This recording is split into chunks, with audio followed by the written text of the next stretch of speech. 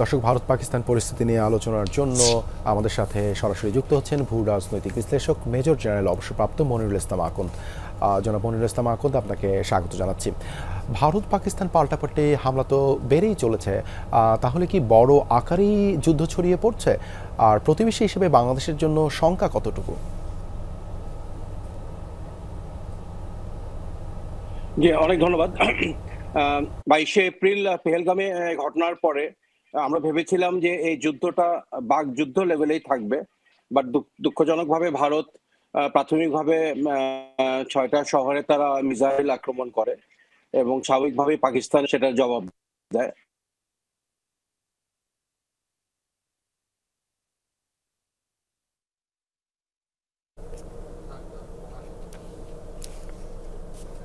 যে drone warfare continue করছে। গতকালকেও ভারত 3টা পাকিস্তানের বিমান ঘাঁটিতে আক্রমণ করেছে এবং ড্রোন ওয়ারফেয়ার আমরা প্রথম আজারবাইজানে দেখেছিলাম কয়েক বছর আগে, সেকেন্ড টাইম দেখলাম।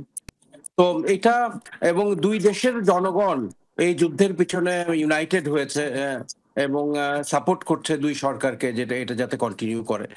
বাট আমার ধারণা যে এটা নিউক্লিয়ার বা বড় ধরনের যুদ্ধ বা নিউক্লিয়ার ওয়ারফেয়ারের দিকে যাবে না। এতটুকু অবুঝ বা বেকুব এই দুই দেশ না। এই জন আকাঙ্ক্ষা এবং আশাকে পূরণ করার জন্যই দুই দেশ এই টেনশনে, এটা এখনো যুদ্ধ পর্যায়ে যায় নাই, এই স্কার্মিশেস বা এই টেনশনে লিপ্ত হয়েছে এবং আমরা আশা করি এটা এটা চিরেই বন্ধ হয়ে যাবে এবং তারা ডিসকাশন করে একটা সমাধান বের করবে। বাট এটাতে আমাদের একটা শিক্ষার একটা ব্যাপার আছে, we have to learn from this tension, যে আমাদের সশস্ত্র বাহিনীর কি দুর্বলতা এটা আমাদেরকে আইডেন্টিফাই করতে হবে। এবং এটার পাশাপাশি আমরা দেখেছি ভারত পুশিং করছে পার্বত্য চট্টগ্রাম, আমাদের যে অন্যান্য সমস্যাগুলো আছে, মায়ানমার বর্ডার, আমাদেরকে we have to remain absolutely alert. এই টেনশনের সুযোগে যাতে আমাদের আর কোনো ক্ষতি কেউ করতে না পারে, আমাদের বর্ডার গুলাকে সিকিউর করতে হবে, পার্বত্য চট্টগ্রামের নিরাপত্তা আমাদেরকে বৃদ্ধি করতে হবে।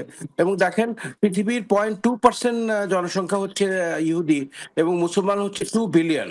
তো 2 বিলিয়ন মুসলমানরা নিরাপদ নয় 0.2% ইহুদি থেকে। ইউরোপের জনসংখ্যা 500 মিলিয়ন, অথচ তারা 150 মিলিয়ন রাশিয়ান থেকে তারা নিরাপদ না। তারা 300 মিলিয়ন জনসংখ্যা একটা দেশ আমেরিকা থেকে তারা সাহায্য চাচ্ছে। So we need to develop hour arm forces. এখানে সংখ্যা is not important, we need modern technology. আমাদেরকে দেখতে হবে এরকম পরিস্থিতিতে আমরা নিজেদেরকে ডিফেন্ড করতে পারবো কিনা এবং পাল্টা জবাব দিতে পারবো কি। ধন্যবাদ জনাব মনিরুল ইসলাম আকন্দ আমাদেরকে সময় দেওয়ার জন্য।